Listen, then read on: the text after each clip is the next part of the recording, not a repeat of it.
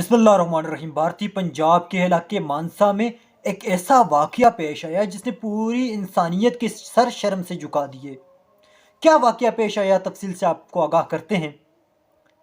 وہ کچھ ایسے کہ آج سے چند روز پہلے مانسا کے سرکاری اسپتال میں 2 لاوارث مریض لائے گئے۔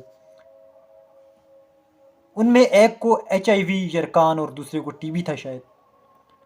ان دونوں مریضوں کو اسپتال میں ایڈمٹ کیا گیا تھے۔ یہ دونوں مریض لاوارث۔ کل شام کو ایک سر شرم سے جھکا دینے والا واقعہ پیش آیا جب یہ پتہ چلا کہ ان دونوں مریضوں کو ایک ایمبولینس ڈرائیور جس کا نام کاکا سنگھ تھا، اس نے اسپتال سے اٹھایا اور باہر ویرانے میں چھوڑ کے آ گیا۔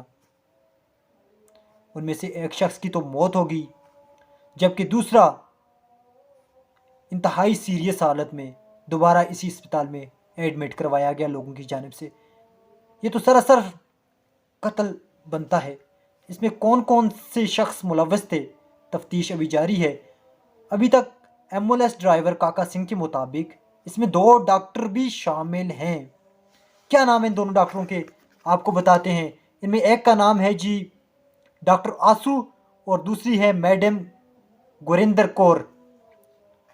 یہ دونوں اس میں ملوث ہیں اس واقعے میں۔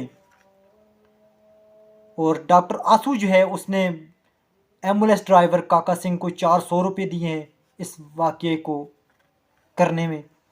400 روپے میں ایک شخص کی جان لے لی ہے کاکا سنگھ ایمبولینس ڈرائیور والے نے۔ یہ حال ہے بھارت کا۔ ایسے بہت سے واقعات بھارت میں ہوتے رہتے ہیں، لیکن ان میں چند ہی سوشل میڈیا پہ وائرل ہو جاتے ہیں، پھر عام لوگوں تک یہ پہنچتے ہیں۔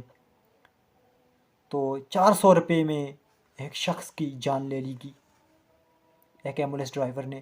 اور اس سے بڑھ کر یہ کہ 2 ڈاکٹر جنہوں نے زندگیاں بچانی ہیں، انہوں نے لاوارث مریضوں کو مارنے کے لیے باہر چھوڑ دیا۔ سوال تو اٹھتا ہے کہ کیا ایسا ہے بھارت، ایسے ہیں بھارت کے سرکاری اسپتال؟